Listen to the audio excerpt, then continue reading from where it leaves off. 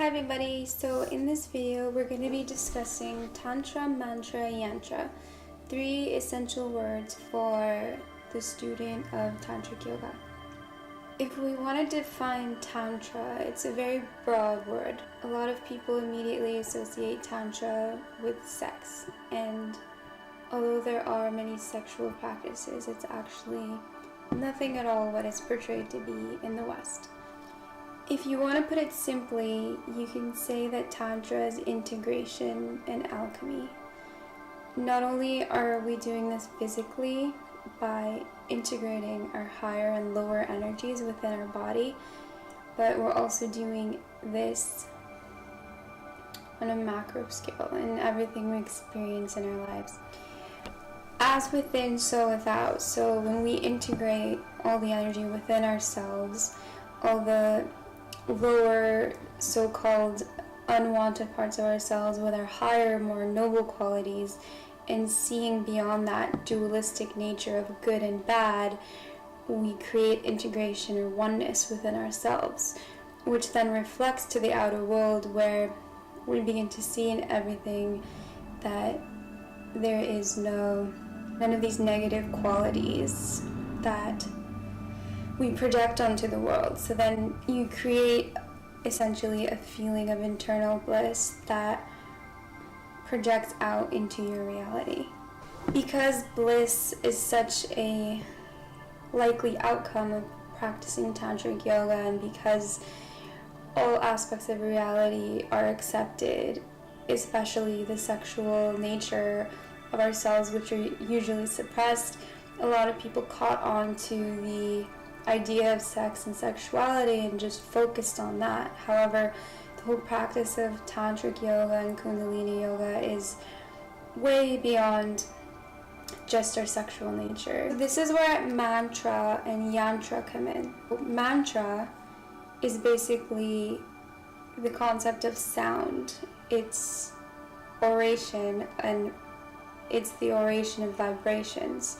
Essentially, because we're all made up of energy, when you speak certain sounds, these sacred sounds that have been channeled and studied and fine-tuned throughout thousands of years, you begin to synchronize with a certain reality that matches the frequency of the sounds that you're intoning. The word mantra, you could say man is mind, and trong is wave or projection. So it's literally a mind projection through sound. There's a vibratory frequency that corresponds to everything in the universe. Each mantra can synchronize with different frequencies that correspond to different emotions, such as joy, sorrow, happiness, bliss, prosperity, abundance.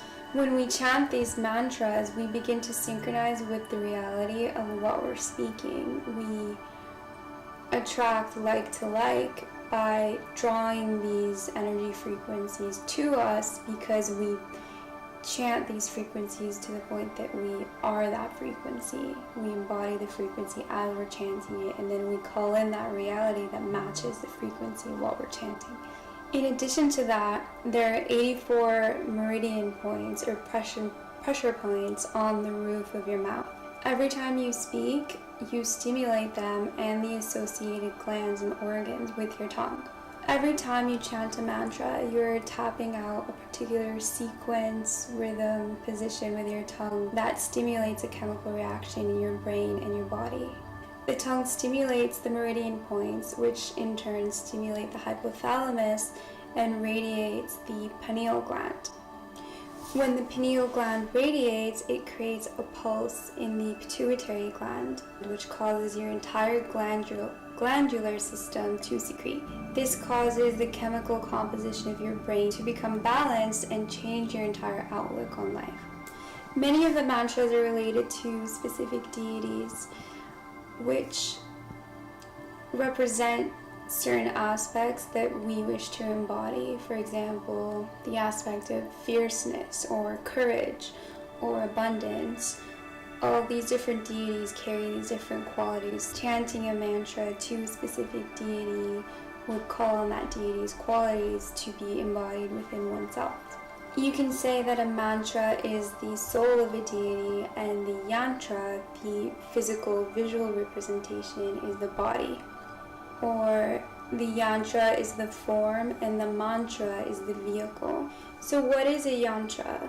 A yantra is a geometric pattern of different forms and figures that represent different aspects. A lot of the time they represent the different aspects of the universe, or of the human body, or of several things at once that correspond to our entire reality. It's essentially a way of drawing a manifested form of consciousness.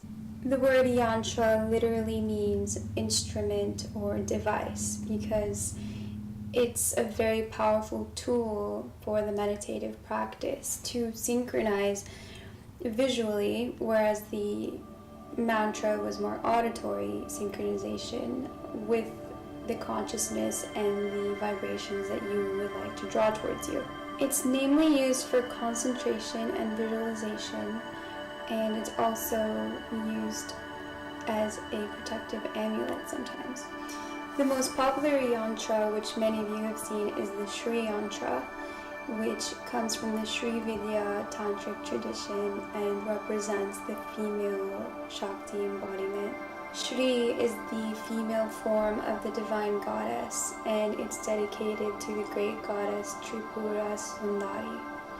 Traditionally, through ritual, the yantra is infused with the essence and the presence of the deity. By meditating on the yantra, you align with the frequency of the deity, which is a symbolic representation of the qualities and aspects that you wish to manifest in your life.